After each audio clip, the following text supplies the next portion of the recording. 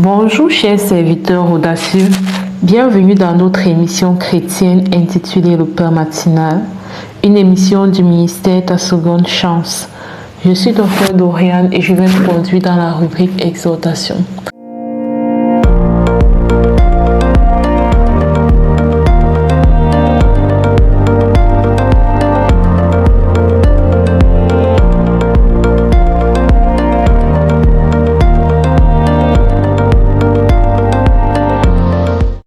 Alors, bien-aimés dans le Seigneur, chers serviteurs audacieux, ce matin, nous avons une invitation spéciale à faire attention à ce que nous faisons, à faire attention à nos actions. Il arrive des moments de notre vie où nous voulons faire des choses comme nous voulons et nous nous disons de toutes les façons, je fais ce que je veux, je me comporte comme je veux, je fais comme je veux. Et là, je veux vraiment nous amener dans ce verset de Ésaïe 33, verset 1, qui m'a beaucoup marqué. Vous savez, en ce moment, nous sommes dans le livre d'Ésaïe et j'ai décidé de partager vraiment avec vous mes méditations par rapport à ce livre d'Ésaïe que je trouve vraiment très pertinent. Regardons Ésaïe 31, Ésaïe 33, verset 1, où il est écrit: Malheur à toi qui ravage et qui n'a pas été ravagé, qui pille et qu'on n'a pas encore pillé. Quand tu auras fini de ravager, tu seras ravagé. Quand tu auras achevé de piller, on te pillera. Ce verset m'a tellement marqué et ça m'a fait repenser à cette phrase où certaines personnes ont dit souvent tout se paie ici-bas. C'est une phrase qui est très connue, mais c'est fou de voir à quel point la Bible est tellement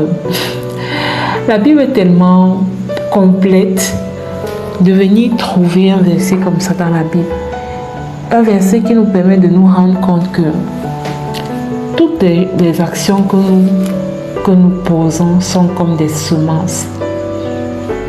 Et ce que nous récoltons dépend du type de semences qu'on a faites. Si on a semé le négatif, on récolte le négatif. Si on a semé le positif, on récolte le positif. Que personne ne se conforte dans le mal en se disant personne ne me voit, en se disant de toutes les façons c'est moi qui ai le pouvoir, de toutes les façons je peux faire ci, je peux faire ça, de toutes les façons. En fait, vous voyez, quand on essaie de se trouver des prétextes, on essaie de se trouver des justificatifs pour faire le mal, mais que personne ne cherche à justifier le mal qu'il fait, parce que le même mal qu'il fait à l'autre, il va subir ça à un moment donné.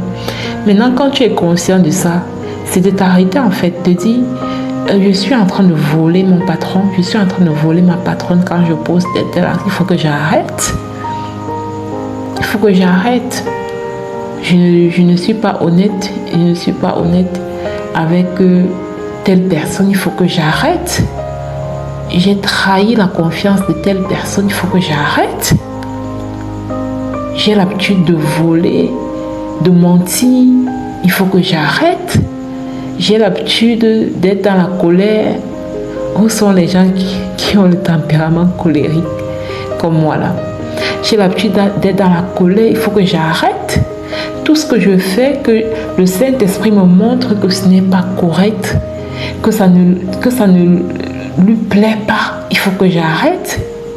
Parce que si je n'arrête pas, tôt ou tard, je dois payer le prix. Tôt ou tard, je veux payer le prix de ce mal-là. En fait, je vais récolter le mal que je suis en train de faire. C'est vraiment ça que ce verset vient nous enseigner. Parce que quand tu es en train de faire le mal, sur le coup, tu te dis, il dit, attention, malheur à toi qui ravage et qui n'a pas encore été ravagé.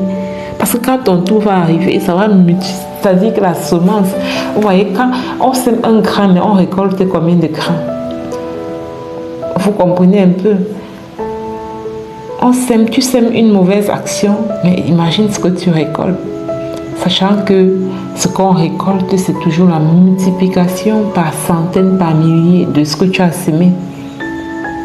Et c'est là où il peut vraiment le dire, le prophète Esaïe. Malheur à toi qui ravage et qui n'a pas été ravagé, qui pille et qu'on n'a pas encore pillé. Quand tu auras fini de ravager, tu seras ravagé. Quand tu auras achevé de piller, on te pillera. C'est la Bible qui le dit. Donc, c'est une invitation pour nous à faire attention. Et le but ici n'est pas d'amener quelqu'un dans la culpabilité, d'accord? Le but, c'est de se repentir. C'est que si tu te rends compte que tu es en train de faire du mal, plus précisément dans ce cas d'espèce, c'est du mal à autrui, du mal à ton prochain, bien même du mal. Le mal comme péché, c'est de t'arrêter et de te repentir, parce que on a une bonne nouvelle, c'est que le sang de Jésus qui a coulé à la croix nous donne une seconde chance de nous repentir, de recommencer à zéro, de demander pardon. Il ne s'agit pas ici d'une routine où tu vas, tu pêches et tu viens demander pardon, tu pêches, tu viens demander pardon. Non, on ne se moque pas de Dieu. Mais il s'agit d'un désir sincère de repentir et de dire Seigneur, me voici. Seigneur, me voici, j'ai péché contre toi, j'ai péché contre mon frère, pardonne-moi et accorde-moi la grâce d'un nouveau départ. De manière sincère, humble. Voilà. Donc, bien aimé dans le Seigneur, j'espère que ceci parle à chacun de nous. En tout cas, moi, ça me parle énormément. Et je prie que le Saint-Esprit puisse vraiment parler à chacun pour que nous puissions voir qu'est-ce que nous faisons de mal envers notre prochain ou envers notre Dieu. Que nous puissions nous corriger rapidement par la repentance. Et voilà. Je vais passer la parole à la servante de Dieu, Lina, qui va nous conduire dans la proclamation de la parole. Soyez abondamment bénis. Shalom, shalom.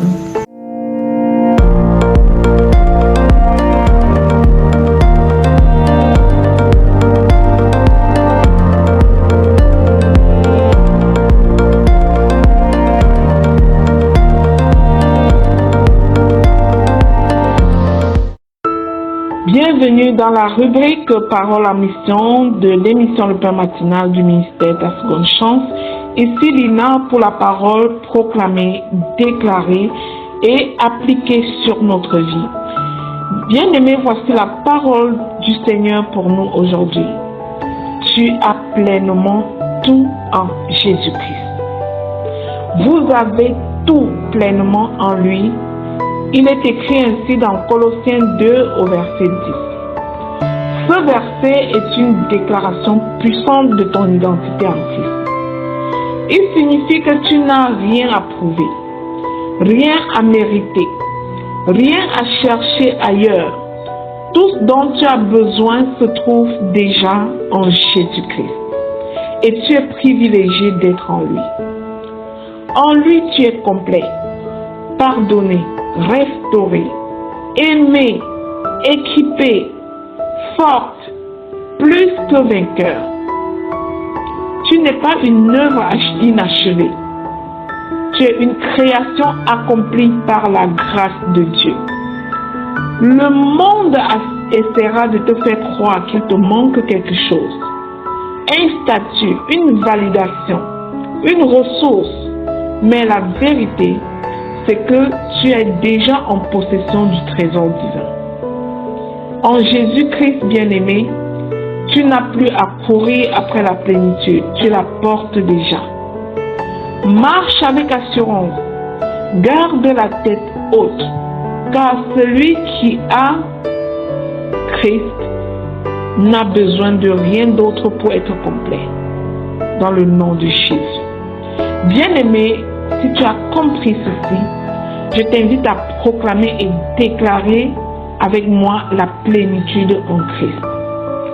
Je proclame et je déclare que j'ai tout pleinement en Jésus-Christ, selon ce qui est écrit dans Colossiens 2 au verset 10, au nom puissant et glorieux de Jésus-Christ. Je proclame et je déclare qu'en Christ, je suis complète. Rien ne me manque au nom de Jésus. Je proclame et je déclare que je suis comblé de toute bénédiction spirituelle dans les lieux célestes. Selon ce qui est écrit dans Éphésiens 1, verset 3, au nom de Jésus.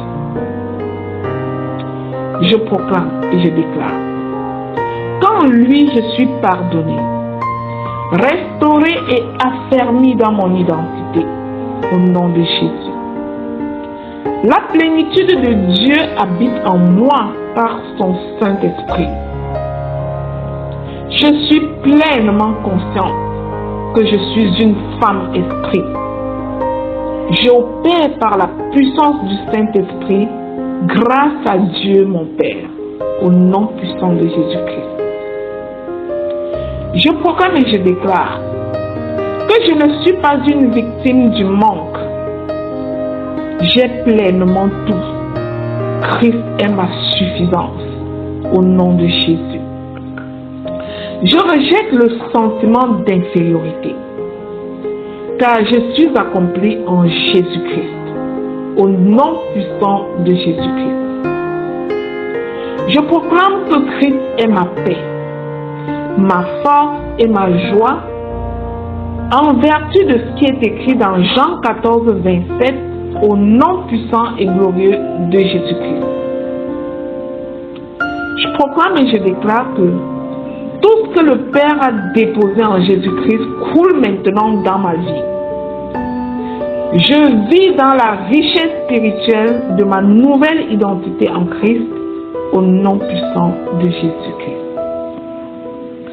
Je proclame et je déclare que je suis libre de toute comparaison. Ma valeur est en Dieu seul, au nom de Jésus. Je proclame et je déclare qu'en Jésus-Christ, je trouve le sens, la direction et la stabilité dans le nom puissant de Jésus. Je proclame et je déclare que je possède la sagesse et la force nécessaires pour accomplir ma mission au nom de Jésus. Je proclame et je déclare que je ne cours plus après ce que j'ai déjà reçu. J'ai la plénitude divine en moi. J'ai la vie Zoé. La vie de Dieu coule en moi au nom de Jésus.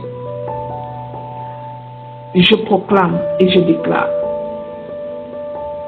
que l'abondance de la grâce se manifeste dans tous les domaines de ma vie.